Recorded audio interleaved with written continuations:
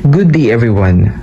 We live in a world where a single event in one country can affect millions of people across the globe. Because of globalization, we are more connected than ever before. This is why being a global citizen is no longer just an idea, it's a responsibility. With that, today we will be discussing the global citizenship and overall impact of globalization. So by the end of this presentation, we should be able to define what global citizenship is, understand the right and responsibilities of global citizens, evaluate the positive and negative impact of globalization, and lastly, appreciate our role in creating a more sustainable and inclusive world. So let's begin our discussion by first understanding what global citizenship is. Paano nagkakaroon ng global consequences ang local action?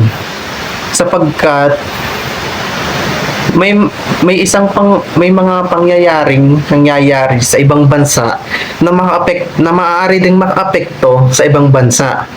Halimbawa na lang kapag nagkakaroon ng pandemya, digmaan, tumataas agad ang mga presyo ng langis, pagkain sa buong mundo.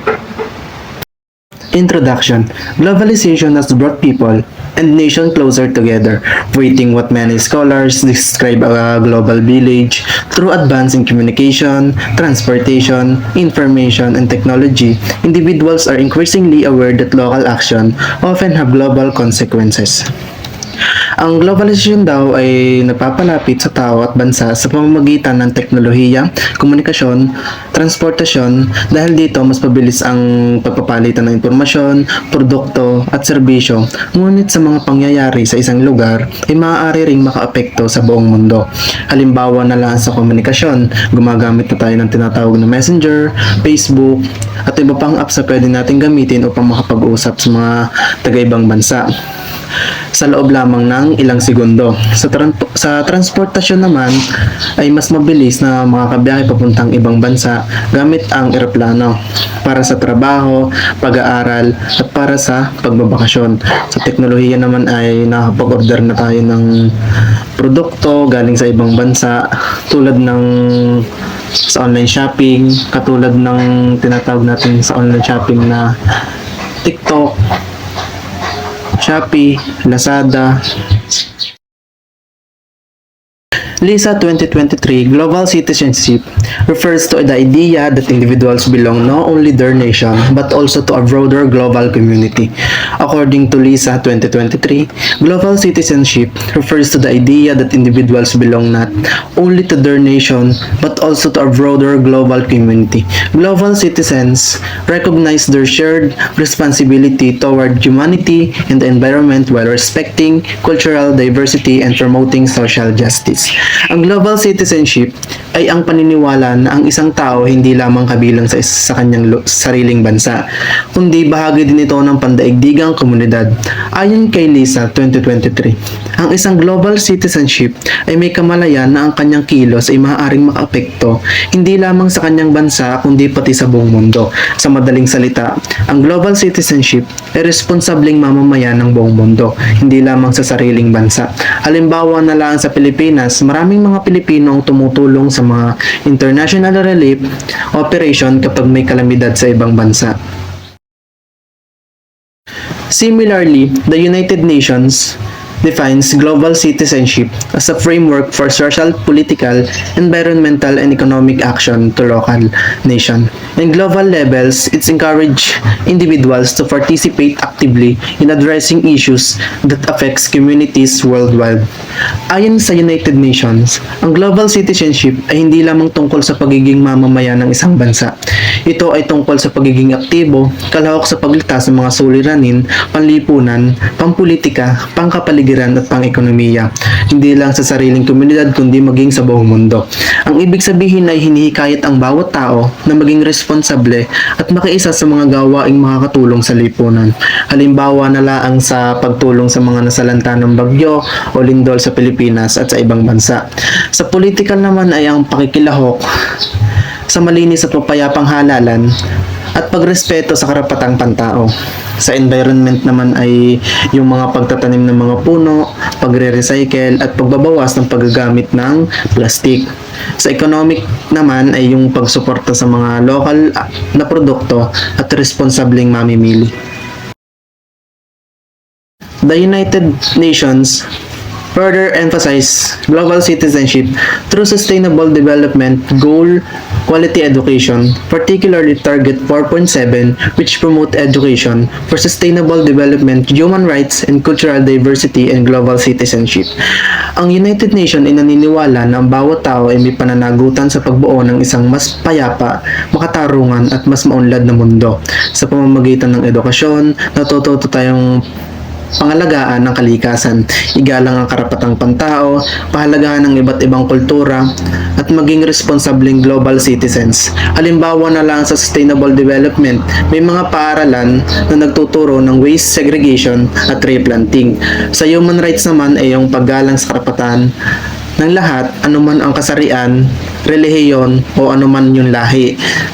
Sa cultural diversity ay yung pagdaraos ng cultural festival kung saan ay pinapakita ang iba't ibang kultura ng ibang bansa. Ang global citizenship naman ay meron tayong tinatawag na cleanup drive, Earth Hour, or relief operation para sa mga nasalanta ng kalamidad.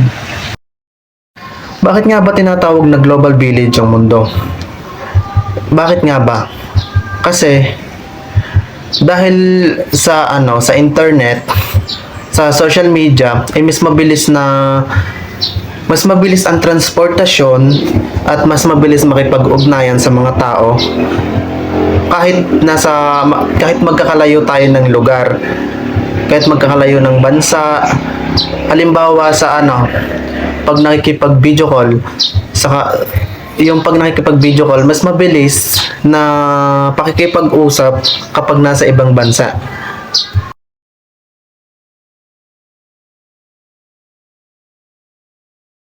What is global citizen according to Oxfam?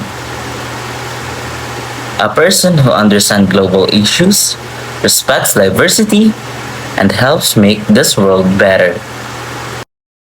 So now we will tackle the Oxfam's perspective on global citizenship. According to Oxfam, a global citizen is aware of the wider world and their place within it, understands how local and global issues are interconnected. Next is respects and values diversity, takes action to make the world more equitable and sustainable. Lastly, participates in solving local and global challenges. In short, according to Oxfam, a global citizen must be aware of how the surrounding works and how to participate on it. The other examples of global citizenship includes exploring local and social justice locally and globally. Next is applying learning to real-world situations. Next is participating in informed and reflective action.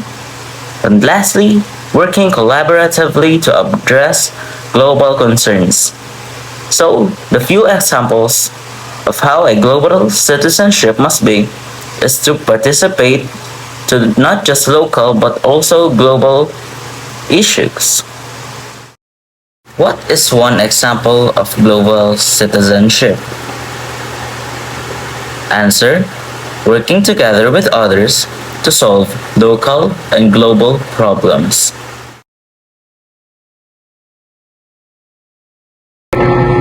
So, before we discuss the importance of global citizenship, let me ask you this question first. So, as a student, how can we become a global citizen?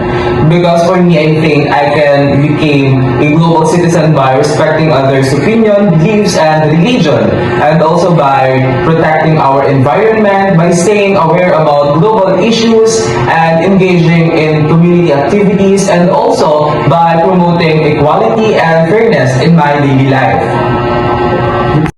So today we're going to discuss the importance of global citizenship. So the first importance of global citizenship is globalization and interdependence. So today, countries are more connected than ever through trade, technologies, transportation, and communication. Because of this connection, what happens in one country can affect many others. Gaya po ng sinabi na kung ano man po ang nangyayari sa isang bansa, ito man ay maganda, masama, maaari nitong maapektuhan ang iba pang mga bansa. Let me give you an example. During the COVID-19 pandemic, a virus that started in one country quickly spreads around the world. This showed that no country can solve global problems alone. Countries had to work together by sharing vaccines, medical supplies, and research. And yun nga po, gaya ng nasabi ko na during nung pandemic, kung hindi po tayo nagkaisa-isa ang mga bansa, baka po hindi natin nakamit yung kalayaan na tinatamasa natin ngayon at baka hanggang ngayon nasa pandemic pa rin po tayo. And that showed the importance of global citizenship po, gaya po ng connect po natin sa ibang bansa at pakikipagkaisa po natin sa kanila. And another example is the international trade. The Philippines import products like fuel, electronics, and food from other countries. So if other countries experience a shortage or conflict prices, the Philippines may also increase. So gaya po na tayo po ay umaangkat ng iba't ibang produkto sa ibang bansa at kung ang mga produkto naman pong ito ay magkaroon ng problema, maaari rin pong magkaroon ng problema ang mga produktong yon dito po sa ating bansa, kaya po tumataas ang mga presyo noon. So this teaches us that we are all connected and global citizens understand the importance of cooperation in solving shared challenges. So the second importance is the environmental sustainability. Environmental problems such as climate change, pollution, deforestation, and plastic waste affect everyone, regardless of where they live. The environment has no borders, so pollution in one country can also impact other countries. So kagaya po na napagdadaanan natin ngayon ng mga climate change, ito po pinagdadaanan rin nila sa ibang bansa. At kaya kung hindi po natin inaalagaan ang ating kalikasan, ay ang maaaring apekto po nito ay hindi lang sa ating bansa kundi sa ibang bansa rin. So for example, when factories release large amount of greenhouse gases, they contribute to global warming, which can cause stronger typhoons, rising sea levels, and extreme weather. In the Philippines, stronger storms and flooding are some of the effect of climate change. Ang mga napagdadaanan po nating mga konting bagyo, bumabaha agad, ito na po yung epekto ng climate change. Kaya nararapat lang po na alagaan natin ang ating kalikasan because as global citizens, we can help by reducing plastic use, recycling, conserving water and electricity, planting more trees, and supporting environmentally friendly practices. Even small action can make a big difference when many people work together. Kung tayo lang po ay magkakaisa na alagaan ang ating kalikasan, maaari po nating maiwasan yung mga ganong sakuna at hindi na rin po natin mararanasan ang climate change. So the third importance is the social justice and human rights. So global citizenship encourage people to treat everyone fairly and equally, regardless of their race, religion, gender, nationality, or social status. It also promotes respect for every person's basic rights, such as right to education, healthcare, safety, and freedom of expression. So isa po sa importance ng global citizenship ay yung hustisya po at human rights. Yung kung paano po natin irespeto ang iba, kung paano po natin irespeto kung naiiba man po ang kanilang lahi, kulay, ang kanila pong pinaniniwalaan. So let me give you an example. If a child is unable to attend school because of poverty or discrimination, global citizens believe that this is unfair and support programs that provide equal educational opportunities. So, another example po ay yung standing against bullying, racism, or discrimination in school. Gaya po noong mga nararanasan ng mga ibang batang bullying, it is important po na wag nating hayaan na may mga bata po na makaranas ng mga ganong bagay, and dapat po na i-encourage po natin ang mga kapwa nating kabataan na wag mambully at magkaroon po tayo ng respeto sa kung ano man po ang kaibahan na meron. So lastly, global citizenship teaches us to respect diversity. So people around the world have different cultures, language, traditions, beliefs, and lifestyles. Instead of judging these differences, global citizens appreciate and respect them. So meron po tayong pagkakaiba-iba dito pa lang po sa Pilipinas. Meron ng kanya-kanyang practices kada bayan. Dito po sa atin sa Batangas, meron po tayong mga pinaniniwalaan ng mga pamahiin na hindi nila pinaniniwalaan sa ibang lugar. And so global citizenship po ay ini-encourage nila na irespeto po yung pagkakaiba-iba po para po mawagkaroon tayo ng mas okay na kapaligiran. Let me give you an example. In a university, students may come from different provinces or even different countries. They may have different language, foods, or customs. Instead of making fun of this difference, we should learn from them and treat everyone with respect. So gaya po ng example na binigay, nararapat lang po na kung mararanasan po natin na ganito, ay dapat hindi po natin sila tingnan differently. Dapat po natin silang i-respeto, i-appreciate, at intindihin yung pagkakaiba natin sa kanila. Another example po ay working with international classmates or colleagues. Respecting different opinions and cultural practices helps build stronger friendship, teamwork, and cooperation. Sa isa naman pong example na to, yung sa workplace po, ay natural lang naman po na magkaroon tayo ng iba't ibang opinion, and we need to respect others po para po hindi tayo magkaroon ng magulo na workplace, bagkus po magkaroon tayo ng stronger friendship, teamwork, and cooperation. Because if irerespeto po natin sila, mas malaki po ang chance na magkaroon tayo ng mas okay na workplace. So respecting diversity, hindi naman po ibig sabihin nito na we're giving up our own culture. Instead po, it means appreciating our own culture while respecting the cultures of others.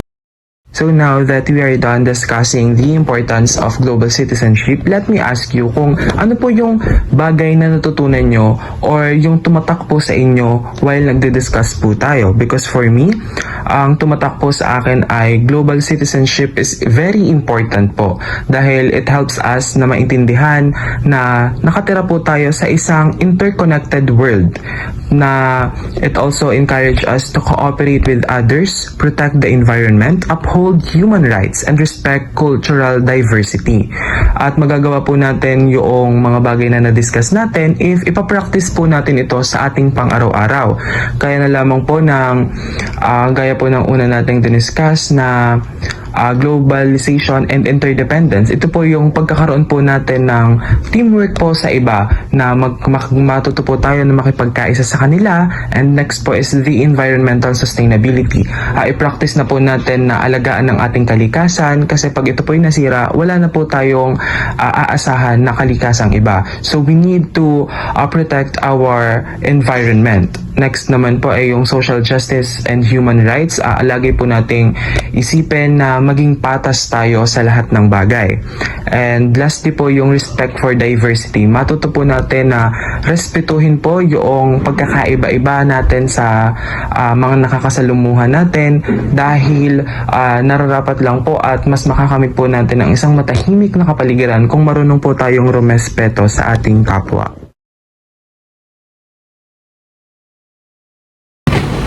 Rights and responsibilities of a global citizen. But before we discuss it, here's one question.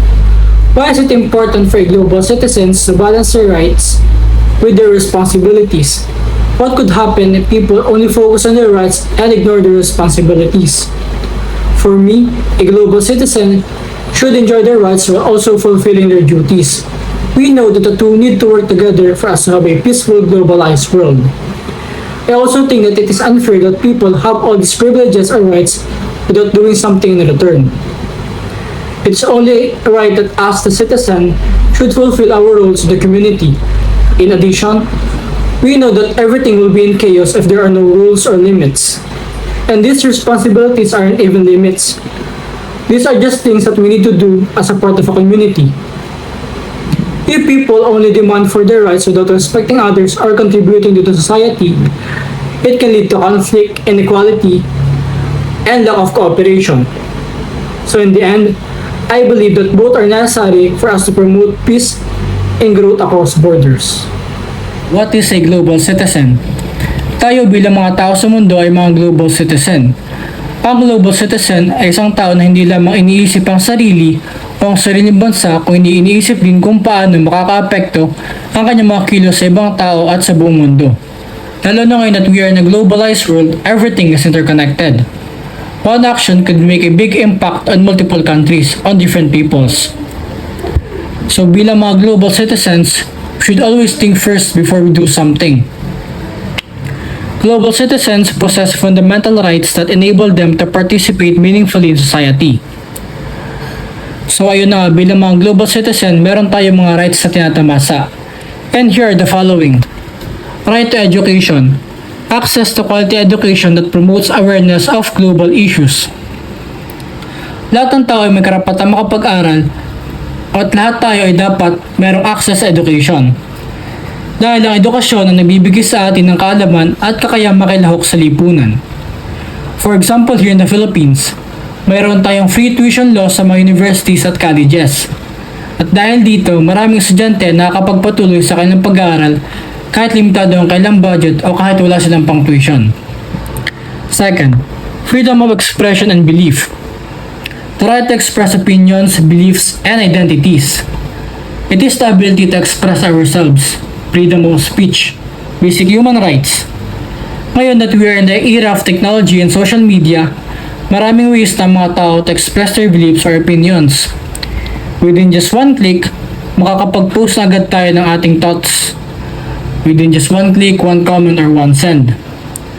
Pero bilang mga global citizens, we are free to express ourselves as long as we are doing it in a respectful manner and we are not spreading misinformations. Third, participation in civic life. Opportunities to engage in democratic and community activities. May karapatan tayong makilahok sa mga gawain ng ating komunidad at maging bahagi ng mga desisyon sa lipunan. One way to participate is through election. Bilang mamayan, may kapangyarihan tayo na ihalal ang sa tingin natin ay pinakamakabubuti sa Pilipinas. E now na upcoming na naman ang election, dapat natin kilatisin maigi ang ating mga iboboto. We should vote wisely and responsibly. Fourth, right to safety and protection. Freedom from discrimination, violence, and exploitation. Lahat ng tao ay may karapatang magliligtas at maprotektahan laban sa diskriminasyon, karahasan at pang-aabuso. Kagaya ng Super Typhoon Yolanda, nagtulong-tulong ang mga gobyerno at local organizations, pati na rin ang iba't ibang bansa upang bigay ng tulong sa mga nasalanta. Ganon din ang nagkaroon ng digmaan sa Ukraine noong 2022. Nagtulong-tulong ang mga bansa para maprotektahan ng mga citizens dito. And fifth, access to information. The ability to obtain information necessary for informed decision making. Mahalaga ang tamang impormasyon para makagawa tayo ng tamang desisyon. Sa panahon ngayon, may access tayo sa information through news and social media. Kagaya last pandemic, patuloy na nagbibigay ng updates ang World Health Organization at ang DOH tungkol sa bilang ng kaso, vaccination at health protocols. Responsibilities of global citizens. So bilang mga global citizens, hindi lang rights ang meron tayo. Meron din itong mga kaakibat na responsibilities. First is respect cultural diversity. Global citizens should value and respect cultural, ethnic, religious, and linguistic differences while promoting inclusion and understanding. We should respect other cultures. One example kung paano naipapakita ito ng mga bansa ay through Olympic Games. Iba-iba man ang lahi at kulturang kinalakihan, may isa silang layunin, ang mag-compete at ipakita ang kanilang talento. Second, understand multiple perspectives. Individuals should seek to understand different viewpoints on social, political, and cultural issues and avoid rigid adherence to a single perspective. So now na people are more connected, we are more exposed to different perspectives. And we should be ready to hear different opinions from different backgrounds. Dapat di natin maintindihan na mga tao ay may kanikailang opinion. Third, build relationships across borders. Global citizens should establish meaningful relationships with people from different communities and cultures to encourage cooperation and mutual understanding. dapat tayong bumuo ng mabuti ugnayan sa mga bansa. Katulad kapag may mga ASEAN or United Nations meetings, nagkasama-sama ang mga bansa to discuss different topics around the world. Understand global interdependence. People should recognize how events in one part of the world affect others, including issues involving trade, migration, climate change, and economic development. Katulad ng sinabi ko kanina, ang lahat ng ating aksyon na hindi lamang sa atin makakaapekto, kundi pati na rin sa maraming tao. One example is yung supply ng gasolina, yung recent war. Dahil sa war alitan na nangyayari, hindi lamang sila naapektuhan, kundi pati na rin ng maraming bansa. Dahil nga connected ang supply, pag na-cut off ito, malaki ang magiging impact nito sa takbo ng ekonomiya. Fifth, understand global issues. Global citizens should remain informed about issues such as poverty, conflict, environmental degradation, public health, and human rights. Bilang mga tao sa mundo, responsibilidad natin na maging aware sa mga issues. And as much as possible, dapat tayong tumulong or gawin natin ating part even in the smallest ways. Katulad kapag may mga coastal cleanups or tree planting activities, it is one way para matulungan natin ang environment at mabawasan ang pollution. 6. Promote international cooperation. Individuals should support peaceful cooperation among nations and encourage collective responses to global challenges. Ayun nga, peaceful cooperations. Like earlier, may mga nabubuong international organization para mas mapadali ang pag-manage ng mga global issues. 7. Support international agreements. Global citizens should advocate for compliance with international laws, treaties, and conventions that promote peace, sustainability, and human welfare. Dapat tayong sumunod sa mga batas, kagaya nung may recent Paris Agreement, as the Philippines ay sumusod at nakikioperate dito. And lastly, advocate for global equity and justice. Citizens should support efforts and reduce inequality, protect vulnerable populations, and promote fair access to resources and opportunities. We should promote equality and justice. Oo, we're in a developing world, pero hindi lahat ng tao ay nakakasabay. Marami pa rin na may hirap, and as much as possible, kung kaya naman natin, atin silang tulungan even in our smallest ways. After discussing the rights and responsibilities of a global citizen, here's another question. Choose one responsibility of a global citizen from our presentation and explain how it can help address a current global issue. Give one specific example. I chose respect cultural diversity. This responsibility helps address discrimination by encouraging people to respect others regardless of their race, culture, or background. A good example is a Black Lives Matter movement which gained worldwide attention after the death of George Floyd in 2020. The movement encouraged people around the world to stand against racism, promote equality, and treat everyone with respect regardless of the color of their skin. It reminds us that respecting cultural diversity is not just about accepting our differences, but also taking action against discrimination and injustice whenever we see it.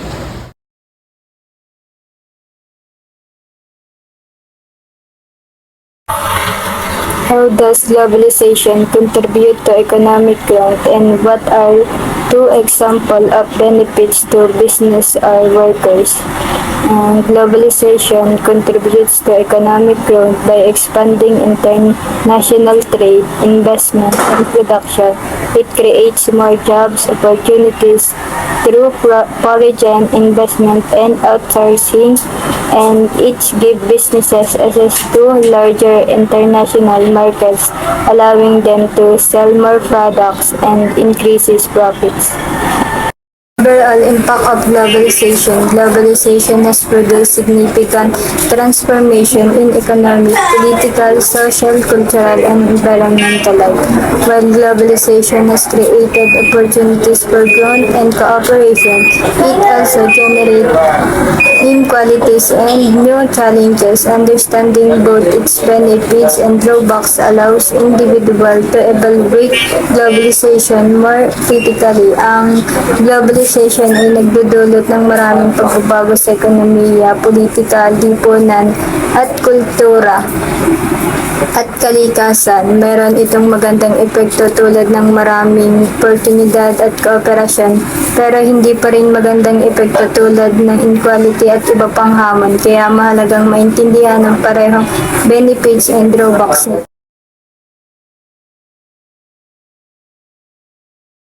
Advantage of globalization, economic growth. Globalization promotes economic growth by expanding external trade and investment and production network. Ang globalization ay nakakatulong sa paglago ng ekonomiya dahil mas madaling mag-trade and mag-invest at makipagnegosyo sa iba't ibang bansa. A greater to labor and specialized skills. Mas maraming trabaho dahil sa foreign companies and outsourcing. Increase employment opportunities through outsourcing and foreign investment. Mas madaling makahanap ng skilled worker at matuto ng bagong skills. Access to resource and raw materials unavailable to domestically. Nakukuha ng mga resources at hilaw na materyales mula sa ibang bansa. Expanded markets for goods and services. Mas lumalawak ang market kaya mas maraming customer ang negosyo. Improve productivity and innovation through competition. Dahil ang competition ay mas magandang ang products at services at naging innovative ang mga kumpanya. Increase global cooperation. Globalization encourage cooperation among countries through international organization, treaties, and partnership. Increase interaction among nations can promote diplomacy, conflict resolution, and collective action on global issues such as climate change, health crisis, and security. Dito ang globalization ay tumutulong para mas matulungan ang iba't ibang bansa sa pamamagitan ng international organization sa kasunduan ng treaties and partnership. Mas madaling mag-usap and magtulungan ang mga bansa. Increase cross-border investment. Foreign direct investment, FDI, contributes to economic development. And dito ay nag-i-invest sa isang bansa. Halimbawa, nagtayo ng factory o business na nakakatulong sa pag-unlad ng ekonomiya. Generating employment. Lumikha ng maraming trabaho para sa mga tao. Facilitating technology transfer. Nagdadala ng bagong teknolohiya, skills na pwedeng matutunan ng isang local worker. Improving infrastructure, nakakatulong sa pag-unlad ng kalsada, buildings, internet, at iba pang facilities. Enhancing productivity and competitiveness, mas gumagaling at mabilis ang paggawa ng produkto at mas kayang pakikompetensya sa ibang bansa. Expanding access to international markets. Mas nagiging madali ang local business na pagbebenta ng products sa ibang bansa. Cultural exchange. Ang cultural exchange ay tumutulong sa mga tao na magbahagi na at maintindihan ang iba't ibang kultura sa buong mundo. Globalization enables the sharing of idea, tradition, values, and cultural product across societies. This exchange promotes cultural awareness, diversity, and structural understanding. Dahil sa globalization, nakikilala natin ang K-pop, anime at iba pang pagkain tulad ng mga sushi, pizza. Ganon din naipakilala rin ng ibang bansa ang Filipino culture tulad ng adobo, tinikling at saka piyesta. Technological advancement, the rapid spread of technology, information, and innovation has improved communication, education, healthcare, transportation, and business operation worldwide. Ang communication ay mas mabilis na makipag-usap gamit ang internet at sa social media. Education. Ang education ay mas madaling mag-aral ng online and kumuha ng information. Ang healthcare ay mas gumagandang serbisyo na pangkalusugan at makakuha ng bagong medical. Ang transportation ay mas mabilis na maayos at paglalakbay at pagde-deliver ng mga produkto. Ang business naman ay mas napapadali ang pagbebenta at pagbili ng products na gamit na online shopping and digital payment. Why is technological advancement considered an advantage of globalization and how it's improved people's daily lives? Ayon po dito ay ang technological advancement is an advantage of globalization because it allows the rapid spread of technology, information, and innovation across countries. It has improved communication through the internet, enhanced education with online learning, advanced healthcare with better medical technology, made transportation more efficient, and help businesses operate faster and more effectively.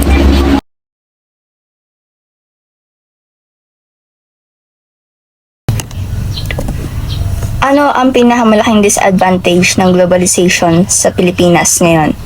Para sa akin, economic vulnerability ang isa sa pinakamalaking challenge dahil connected ang economy natin sa ibang bansa. Kapag may global crisis tulad ng digmaan o pagtaas ng presyo ng langis, ramdam agad ito sa Pilipinas sa pamamagitan ng pagtaas ng presyo ng mga bilihin or inflation. First is increased competition. Because of globalization, mas naging bukas ang mga bansa sa international trade.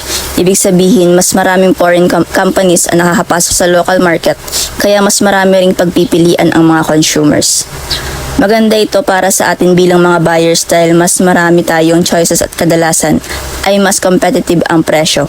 Pero sa kabilang banda, nagiging mahirap naman ito para sa mga local businesses. So for example, ang isang maliit na negosyo sa Pilipinas ay kailangan makipagsabayan sa malaking multinational companies na mas malaki ang kapital. Mas advanced ang technology at mas mura ang production cost. Dahil dito, may mga local businesses na nahihirapang makahanap ng mga customers at minsan napipilitang magsara. Kapag nagsara ang negosyo, nawawalan din ng trabaho ang kanilang mga empleyado kaya ang ibang gobyerno ay nagpapatupad ng protectionist policies tulad ng paglalagay ng mas mataas na buwis sa imported products o pagbibigay ng suporta sa mga lokal na industriya upang manatili silang competitive.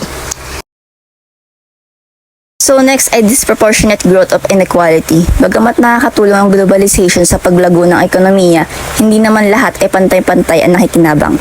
Usually, mas malaki ang benefits sa mayayamang bansa at sa malalaking kumpanya, habang mahihirap na bansa at maliliit na negosyo ay mas nahihirapang makasabay. Isa rin sa mga epekto nito ay ang income inequality. Lumalaki ang agwat ng kita ng mayayaman at mahihirap, hindi lang sa pagitan ng iba't ibang bansa, kundi maging sa loob ng iisang bansa. Mayroon ding unequal access to technology and education. Hindi lahat ng tao ay may access sa mabilis na internet, modernong kagamitan o dekalidad na edukasyon.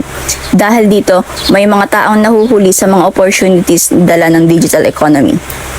Makikita rin ang regional disparities in development. Mas mabilis ang pag-unlad sa mga urban areas tulad ng Metro Manila, Cebu at Davao. Habang ang ibang probinsya ay limitado pa rin ang akses sa trabaho, infrastruktura at internet. Bukod dito, dahil maraming tao ang naghahanap ng trabaho sa ibang lugar o bansa, minsan ay nagkakaroon ng competition sa trabaho at sa social tensions sa pagitan ng local workers at migrant workers. So for example, sa Pilipinas, mas maraming high-paying jobs sa technology at business sectors sa malalaking lungsod kaysa sa rural areas. Kaya marami ang lumilipat ng tirahan para lang magkaroon ng mas magandang opportunities. Next naman ay environmental concerns. Habang lumalawak ang global trade at industriya, mas tumataas din ang paggamit ng ating mga natural resources. Isa rito ang deforestation at habitat destruction. Dahil sa pagmimina malawakang agrikultura at pagtatayo ng mga infrastructures, maraming kagubatan ang nawawala at nasisira ang tirahan ng iba't ibang hayop. Tumataas din ang greenhouse gas emissions mula sa mga pabrika, sasakyan, barko at mga eroplano na ginagamit sa global trade. Isa rin ito sa mga dahilan kung bakit mas lumalala ang climate change. Kasabay nito ang resource depletion, kung saan mas mabilis maubos ang mga natural resources tulad ng kahoy, tubig at mineral dahil sa patuloy na produksyon. Dahil sa pagkasira ng kalikasan, nagkakaroon din ng biodiversity loss o pagkawala ng iba't ibang uri ng halaman at hayop. At syempre, tumataas din ang pollution sa hangin, tubig at lupa na may direktang epekto sa kalusugan ng tao. Sa Pilipinas, isa sa nakikitang epekto nito ay ang patuloy na pagkasira ng mga coral reefs at coastal ecosystems dahil sa pollution, overfishing at pag-init ng karagatan dulot ng climate change. Sa madaling salita, nakakatulong ang globalization sa economic growth. Pero kung walang tamang environmental protection, maaari rin itong mapabilis ang pagkasira ng ating kalikasan. Part 1 is cultural homogenization. Ang ibig sabihin nito ay unti-unting nagiging magkakapareho ang kultura ng iba't ibang bansa dahil sa impluwensya ng global media at internet. Mas nagiging dominante ang kultura ng mga makapangyarihang bansa dahil sa mga napapanood natin sa social media, streaming platforms, TV, at iba't ibang online content. Dahil dito, may pagkakataong mas nagiging familiar ang mga tao sa banyagang kultura kaysa sa sarili nilang tradisyon. Unti-unti ring humihina ang paggamit ng mga lokal na wika, customs at iba pang bahagi ng ating cultural identity kapag hindi na ito naipapasa sa susunod na henerasyon. Halimbawa, maraming kabataan ngayon ang mas exposed sa Korean, American o Japanese pop culture. Wala namang masama rito pero mahalaga pa rin mapanatili ang pagpapahalaga ng ating sariling wika, tradisyon at kulturang Pilipino. Sa madaling sabi, maganda ang cultural exchange pero kailangan din nating pangalagaan ang sarili nating identity. Panghuli ay economic vulnerability. Dahil nagkakaugnay ang mga ekonomiya ng iba't ibang bansa, ang problema sa isang bansa ay pwedeng mabilis na makaapekto sa iba. Una ay ang economic crisis. Kapag humina ang ekonomiya ng isang malaking bansa, maaari ring bumagal ang kalakalan, investments at exports ng ibang bansa.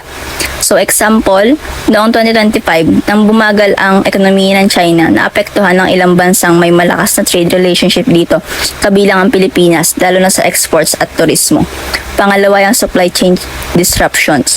Kapag may digmaan, pandemya o kalamidad, maaaring maantala ang pagdating ng mga raw materials at imported products. Rektang epekto ito sa presyo ng mga bilihin, negosyo at kabuhayan dito sa Pilipinas. Kita natin na ang globalization ay may maraming naidudulot na opportunities pero may kaakibat din itong mga hamon. Kabilang dito ang mas matinding kompetisyon, hindi pantay-pantay na pag-unlad, mga suliranin sa kalikasan, pagbabago sa kultura at pagiging mas vulnerable ng ekonomiya sa mga pandaigdigang crisis. Kaya mahalaga magkaroon ng tamang policies at responsableng pamamahala upang mas mapakinabangan natin ang mga benepisyo ng globalization habang nababawasan ang mga negatibong epekto nito sa mga tao at sa ekonomiya at sa ating kalikasan. What can the Philippine government do to reduce the disadvantages of globalization? Pwedeng suportahan ng gobyerno ang mga local businesses sa pamamagitan ng financial assistance, training at iba pang programs para mas maging competitive sila. Mahalaga rin na mag-invest sa education at digital technology, palakasin ng environmental protection at gumawa ng mga policies na nagpo-promote ng fair competition. Sa ganitong paraan, mas mapapakinabangan natin ang mga benepisyo ng globalisasyon habang nababawasan ang mga negative effects nito sa ekonomiya, lipunan at kalikasan.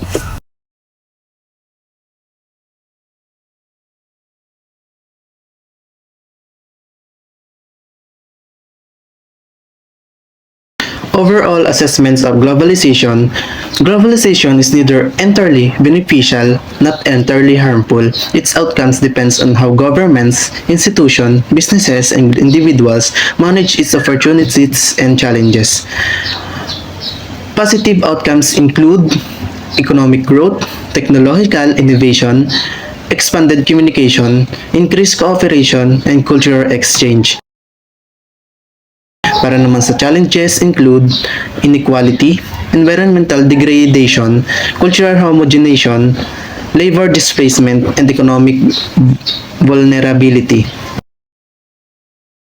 The task for the contemporary societies is not to reject globalization, but to guide it towards more inclusive, equitable, and sustainable outcomes. By combining the principle of sustainable development and global citizenship, individuals and nations can maximize the benefits of globalization while minimizing its negative consequences. Nagdala ito ng maraming benepisyo tulad ng paglago ng ekonomiya, pagbabago sa teknolohiya, mas mahusay na komunikasyon, pagpapalipat ng kultura, at mas malakas na pakikipagtulungan sa international. Kasabay nito, lumikha din ito ng hamon tulad ng hindi pagkakapantay-pantay, pagkasira ng kapaligiran at pagkawala ng kultura, paglipat ng manggagawa, at kawalang tatag ng ekonomiya. Ang layunin ay hindi tanggihan ng globalisasyon, ngunit upang pahalagahan ito ng responsable upang ang mga benepisyo nito ay maibahagi ng patas habang pinapaliit ang mga negatibong epekto nito. Ang pandaigdigang pangkamamamayan ay may mahalagang papel sa pagkamit ng layuning ito. In conclusion, ang globalization ay nagdadala ng maraming oportunidad at hamon na nakakaapekto sa ating pang-araw-araw na buhay. Kaya mahalaga maging isang responsableng global citizen tayo na alam ang kanyang mga karapatan at ginagampanan ang kanyang mga responsibilidad. Sa pamamagitan ng paggalang sa iba, pagiging bukas sa iba't ibang kultura, at pakikisa sa paglutas sa mga pandaigdigang issue, makakatulong tayo sa pagbuo ng mas maayos na mundo. Tandaan natin nang kahit simpleng estudyante pa lang tayo, ang ating mga desisyon at kilos ay may kakayahang makagawa ng positibong pagbabago sa ating komunidad at maging sa buong mundo. So with that, this is the end of our presentation. I hope you learned something. Thank you and bye-bye.